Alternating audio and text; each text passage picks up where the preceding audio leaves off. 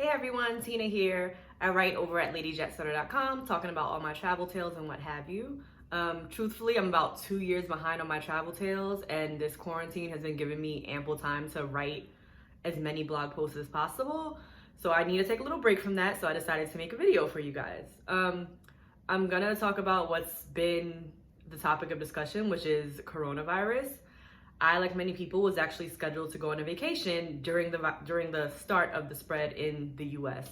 I don't want to say start of the spread because it seems like it might have been around for a bit, but the start of when all the restrictions started to get put in place in various states and what have you. So I was scheduled to leave on the 16th and go to Puerto Rico. My flight was for the morning of the 16th. However, my son was actually in Florida with his grandparents, and he was scheduled to return the evening of the 16th.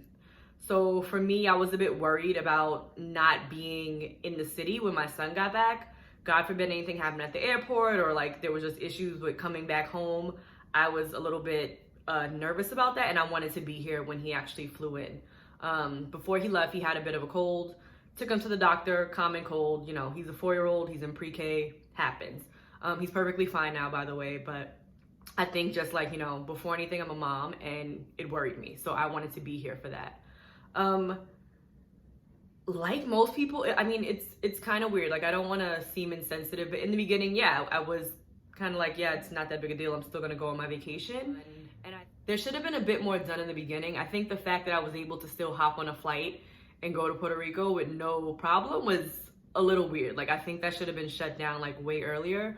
I'm so glad I decided not to go. Like, granted, I'm sad, I'm not on a beach somewhere, but now is not the time for that at all.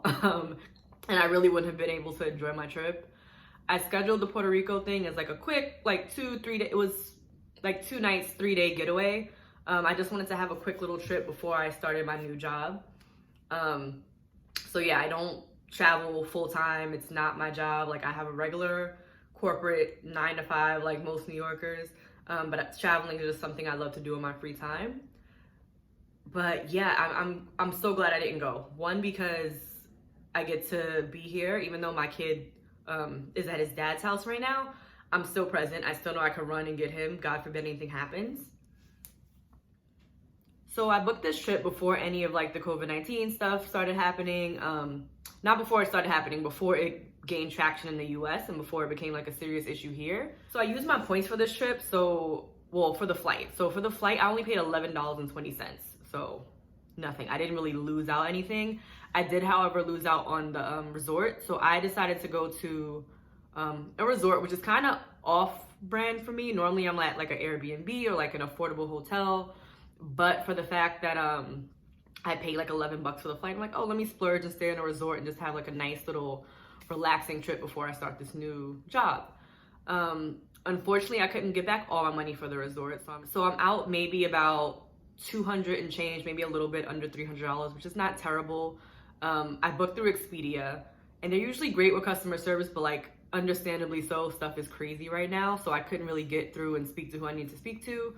But I will try and reach out at some point and see if I could at least get a credit maybe for the money that I didn't get to recover. I mean, if not, I'll just take it as an L. Like I said, it was worth it because, like, one, I know my kid is okay. And two, like, we just need to be home right now. As much as I would love to, like, get up and go and be away, it's just not the time. So I was a little bit worried when everything started happening. So I had quit my job. My last day at my job was the 13th of March. And my new job was supposed to start on the 23rd. So that little week in between was supposed to be, like, my week to go away and just, like, relax before I have to, like, dig back into like work. And then everything started happening with the coronavirus, and I'm like, oh, is my job gonna still be there when I get back? So my last day at my previous job was March 13th. I had the weekend off, and then by that Sunday things started going left in terms of coronavirus and like traveling, and things were kind of up in the air. And that's when I decided to I was literally in Brooklyn at my friend's house, because I was going to go to JFK the next morning, and it's just easier to get there from her house because I'm right in the city. And at that point, I'm like, no, my kid's still away. This job situation's happening. I need to save money. Let me just stay put. So I canceled my flight, hopped in an Uber, went back to the city, and kind of hunkered down in my apartment since then.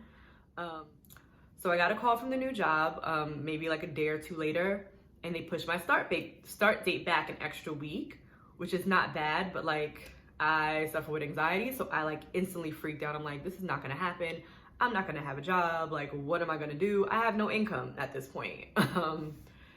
And everything, I kind of just spiraled in my head because I'm like, you know, I left this job because I thought I had another one. So like I technically don't qualify for unemployment because I left willingly. And the new job's still saying I have a job, it's just pushed back. But and they came through. I'm starting my job on the 30th as planned. Like it looks like they're gonna like mail me a laptop and what have you. But I was freaking out because part of me working at this company, you know, they don't really do a lot of remote work, which was new for me because in my field, I do like mainly remote work.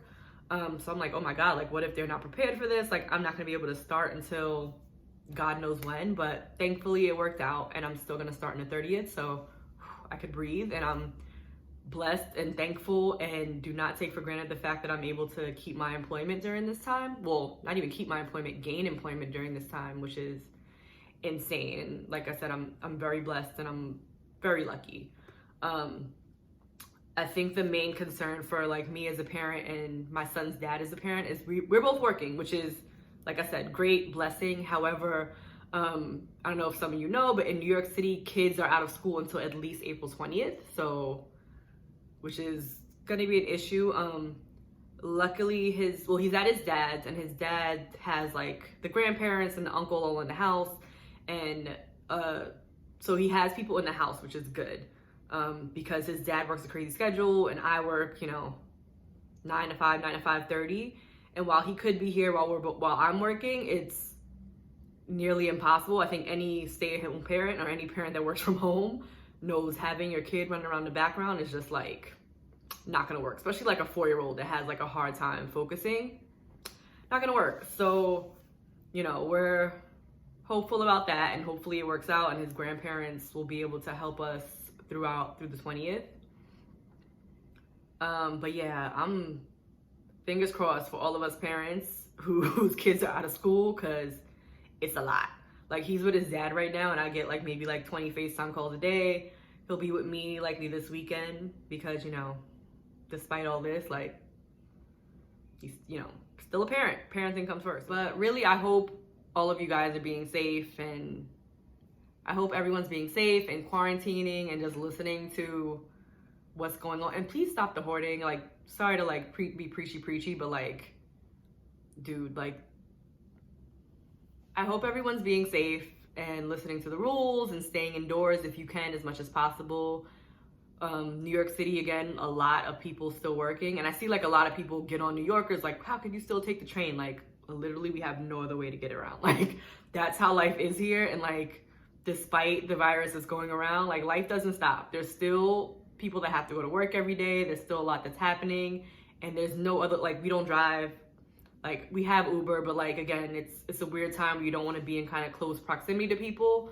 And it's weird, like the trains are usually packed, but they're empty now, so people are able to like safely get to where they need to get to. But like we have to. We rely on public transportation. There's just no other way for us. So please go easy on the New Yorkers. Just throwing that out there. But yeah, be safe, guys, and I hope you're all like hunkered down, even if you're by yourself, like me, or if you're with your family. Just enjoy each other or enjoy your solitude, and just try to take this time to relax if you want to. If you want to work and hustle, hey, more power to you. But for me, it's been kind of like a split of the two. Like I've been behind on my blog and my writing, but like that's actually something I enjoy doing, and I just haven't had the time to do it. So I'm sitting down and I have about 8 more posts to write, just about my travels for over the past 2 years that I've been slacking on writing about. So it's giving me time to do that, but it's also giving me time to relax, because I'm a super high stress individual, and I'm trying to get better, but baby steps. But yeah, it's giving me time to sit and reflect and like light candles and just chill for a while. Sometimes you just need to like sit and do nothing, and I'm grateful that this is allowing me to do that. While I'm still a little bit nervous of what's to come, I'm trying to just live it day by day like everyone else, because I know we're all kind of in weird situations, but you know, I'm rooting for all of us. Bye, guys.